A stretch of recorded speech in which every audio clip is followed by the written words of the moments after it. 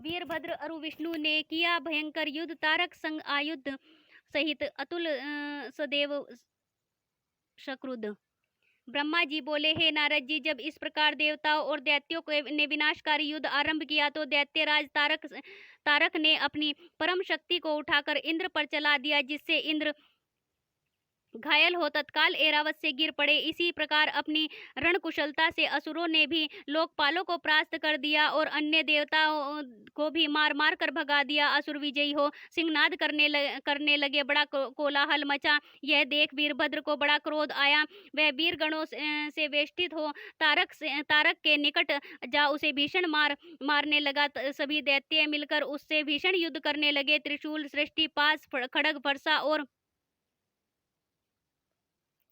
पट्टिटस आदि आयुधों का प्रयोग हुआ। इसी प्रकार वीरभद्र ने त्रिशूल मारकर तारक को अत्यंत घायल कर दिया। वह क्षण मात्र के लिए मूर्छित हो पृथ्वी पर गिर पड़ा। जब चेतना आई तब वीरभद्र पर अपनी शक्ति का प्रहार करने लगा। वीरभद्र और तारक बड़े वेग से युद्ध करने लगे।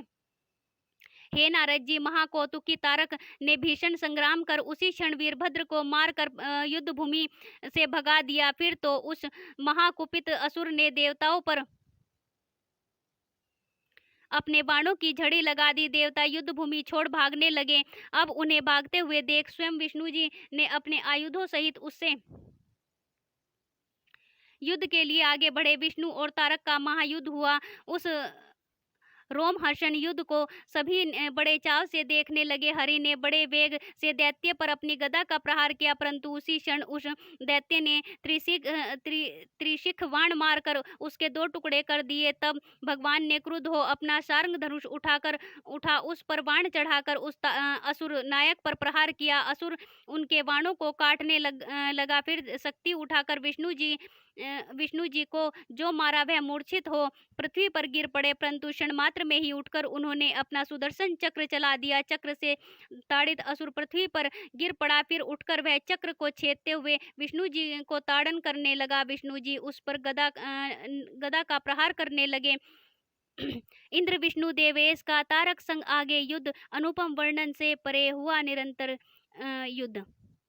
ब्रह्मा जी बोले, हे नारद जी, जब मैंने इस प्रकार तारक से युद्ध करते देखा तो कुमार जी के पास जाकर बोला, हे देव, मैंने तारक को वर दिया था जिससे यह विष्णु आदि किसी के मारने से नहीं मरेगा, और आप इसे युद्ध कीजिए, क्योंकि ये हे पार्वती सुत, यह आपके सिवा और किसी के मारे नहीं मर सकता। हे नारद जी, मेरी इस वाणी को सुनकर शंकर तने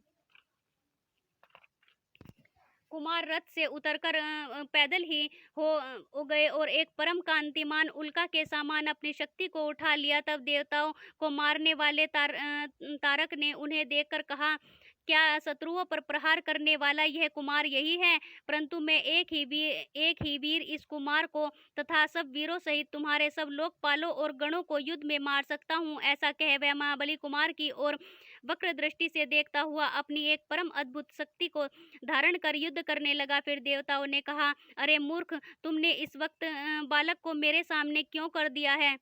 फिर देवताओं से कहा, अरे मूर्ख, तुमने इस वक्त बालक को मेरे सामने क्यों कर दिया है? क्या तुम सभी को और विशेषकर इस विष्णु को ऐसा करते लज्जा नहीं आती?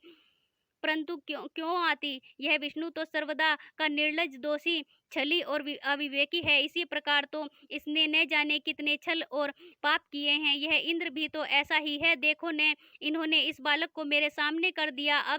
अब मैं जो इस बालक को मारूंगा तो इसका पाप इन्हीं दोनों को लगेगा। किंतु हे बालक, तुझे तो अपने प्राण बचाने चाहिए। जा, तू भाग जा, मैं तुझे नहीं मारूंगा। इंद्र और विष्णु की इस निंदा से तारक का पुण्य क्षीण हो गया। इसी समय इंद्र ने अपना वज्र चलाकर उस पर प्रहार कर दिया। वह पृथ्वी पर गिर पड़ा, परंतु तत्क्षण रोष से उठ खड़ा हुआ और ऐरावत पर चढ़े हुए इंद्र को अपनी शक्ति के प्रहार से धराशायी कर दिया। इंद्र के गिर जाने से देवताओं में हाहाकार मच गया। तारक ने उस गिरे हुए इंद्र को अपने पैरों से भी प्रताड़ित किया। इससे भी उसका धर्म क्षीण हुआ। यह देखकर विष्णु जी ने उस पर अपना चक्र चला दिया। विष्णु जी के चक्र से ने उसे ताड़ित कर धराशाही बना दिया, परंतु वह शीघ्र ही उठ पड़ा और जो अपनी प्रचंड शक्ति से विष्णु जी को मारा तो वे भी तत्काल ही मूर्छित हो पृथ्वी पर गिर पड़े और देवताओं में हाहाकार मच गया। विष्णु जी जब तक उठे कि वीरभद्र ने अपना प्रचंड शूल लेकर उस प्रतापशाली दैत्य पर आक्रमण कर दिया। उसके लगने से तारकासुर भूमि पर गिर पड़ा, किंतु तत्क्षण उठकर उसने अपनी शक्ति चला वीरभद्र को भी धराशाही बना दिया। क्षण भर के लिए वीरभद्र को मूर्छा आ गई। देवता हाहाकार करने लगे। तारकासुर महाकाल के समान चमकने लगा।